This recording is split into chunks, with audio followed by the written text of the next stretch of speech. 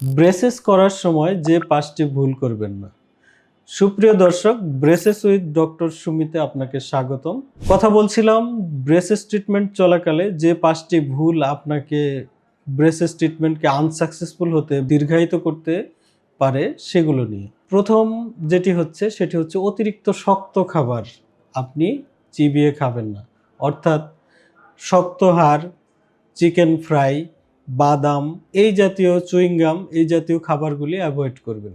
দ্বিতীয়ত, আপনার দাঁত এবং মাড়িকে সুস্থ রাখতে এই সময়ে জরুরি ভিত্তিতে আপনার মাড়ি এবং দাঁতের পরিচর্যার প্রয়োজন হয়, অর্থাৎ অতিরিক্ত ব্রাশ এবং পরিষ্কার রাখার প্রয়োজন হয়।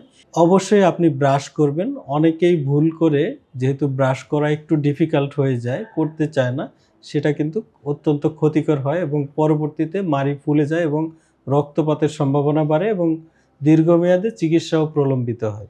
একই সাথে আপনি ডক্টরের নির্ধারিত ভিজিট অবশ্যই নির্ধারিত সময়ে উপস্থিত হবেন। আপনি যদি দেরি করে উপস্থিত হন, অর্থাৎ যেখানে ৪ সপ্তাহ পরে সময় দেওয়া হলো, আপনি আসলেন ৮ সপ্তাহ পরে, তাহলে কিন্তু আপনি আল্টিমেটলি ৪ সপ্তাহ পিছিয়ে গেলেন। এটাও আপনার চিকিৎসাকে দীর্ঘমেয়াদে ক্ষতিগ্রস্ত করতে পারে। এবং এর সাথে সাথে চতুর্থত, কিছু অ্যাক্সেসরিজ আপনার ডক্টর আপনাকে পরতে দিতে পারেন, সেটি ইলাস্টিক হতে পারে বা অন্য এরকম কোনো অ্যাক্সেসরিজ, সেগুলো আপনি নিয়মিত ব্যবহার করবেন। আর কিছু ক্ষেত্রে কোনো রোগীর ক্ষেত্রে আমরা দেখেছি যে নিজে থেকেই কিছু খুলে ফেলার চেষ্টা বা ডিস্টারবেন্স লাগলে নেইল কাটার দিয়ে বা কোনো কিছু দিয়ে এই ব্রেসেসগুলোকে ক্ষতিগ্রস্ত করার চেষ্টা করে। এটাও কিন্তু দীর্ঘমেয়াদে বড় ধরনের ক্ষতির কারণ হয়ে যায়।